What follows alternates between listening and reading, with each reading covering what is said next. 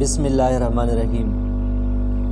آج کا ہمارا موضوع عربی میں اسم معرفہ اور نکرہ کے حوالے سے ہے۔ سب سے پہلے اس کی تعریف بیان کی جائیں گے اور بعد میں اس کی اقسام بیان کیے جائیں گے۔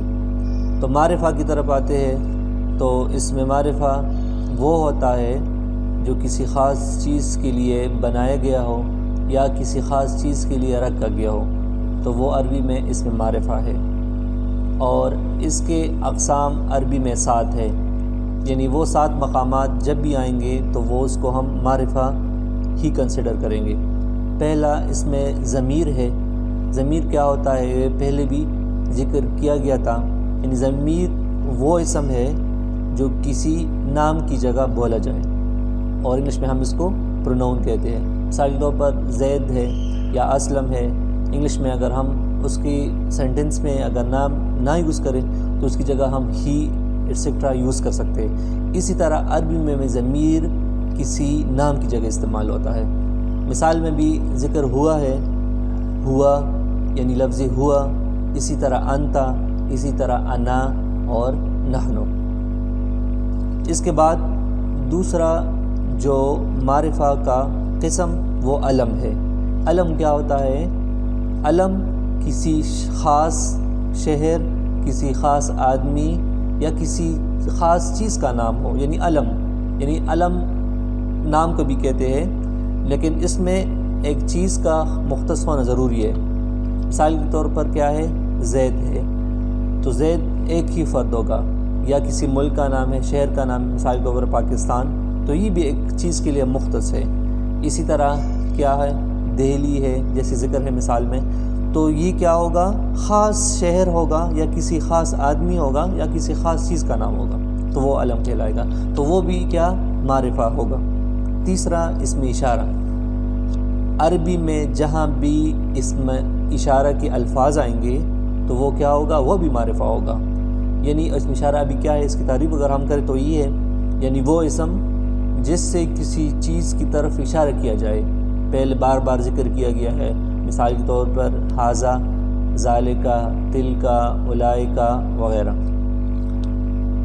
چوتھا جو قسم ہے وہ اسم موصول، یعنی وہ اسم جو صلہ کے ساتھ مل کر جملے کا جز بن سکے، یعنی اس میں 2 چیزیں ہوں گی، ایک صلہ ہوگا، ایک دوسرا موصول۔ موصول اور صلہ 2 چیزیں میں ہوں گے، ٹھیک ہے، اور یہ ایک دوسرے سے بنا یعنی مل کے بغیر جو ہے کبھی بھی جملے کا مقصد ہمیں نہیں دے سکتا، اس لیے جو ہے اس کو موصول اور صلہ کے نام سے بھی ذکر کیا گیا ہے۔ اور اس کے جو الفاظ ہے وہ بہت سارے ہیں، لیکن یہاں مثال میں آپ کے سامنے کچھ ذکر ہے، مثال کے طور پر الذی ہے، اللتی ہے، اللاتی ہے وغیرہ۔ پانچواں جو معرفہ کا قسم ہے وہ معرف باللام، یعنی وہ اسم نکرہ، وہ اسم نکرہ آگے آئے گا، اس کی تعریف، اسم نکرہ کی تعریف آگے آئے گا۔ وہ اسم نکرہ جس پر الف لام ہو، تو وہ الف لام جب داخل ہو جاتا ہے اسی اسم پر تو وہ پھر معرفہ بن جاتا ہے۔ مثال کے طور پر رجل جو ہے، رجل آدمی کو کہتے ہیں لیکن کون آدمی پتہ نہیں، لیکن جب میں اس پہ الف لام داخل کرتا ہوں الرجل، تو پھر وہ یہ معرفہ بن جاتا ہے، کسی خاص آدمی کی طرف یعنی مختص ہوتا ہے۔ اس کے علاوہ مضاف ہے، وہ آسان ہے، یعنی ان 5 جو چیزوں جو اوپر ذکر کیے گئی ہے ان میں سے کیا ہو؟ یعنی مضاف ہو، یعنی کوئی اسم ہو ان 5 اقساموں میں سے وہ کسی کی طرف مضاف ہو۔ مثال کے طور پر کیا ہے؟ ہو جو ذکر کیا ہے ضمیر ہے، ہوا یا ہو، تو ادھر غلام ہو، اس کا غلام۔ اسی طرح جو ہے فرس کا، تمہارا جو ہے کیا ہے؟ گھوڑا۔ تو یہ کیا ہے؟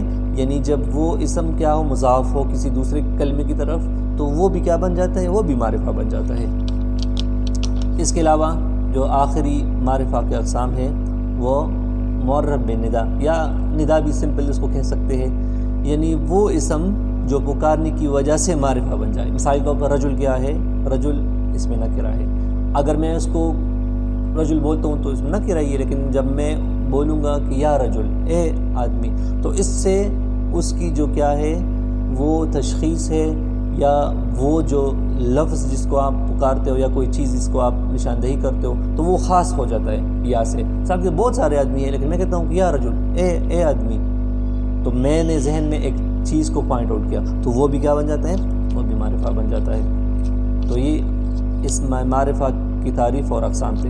اس کے بعد نکرہ ہے، تو نکرہ کی تعریف بالکل آسان ہے، وہ اسم ہے جو غیر معین یعنی عام چیز کے لیے بولا جائے۔ مثال کو میں کہتا ہوں کتاب فرس، تو یہ کیا ہے، اس میں نکرہ ہے۔ بہت شکریہ۔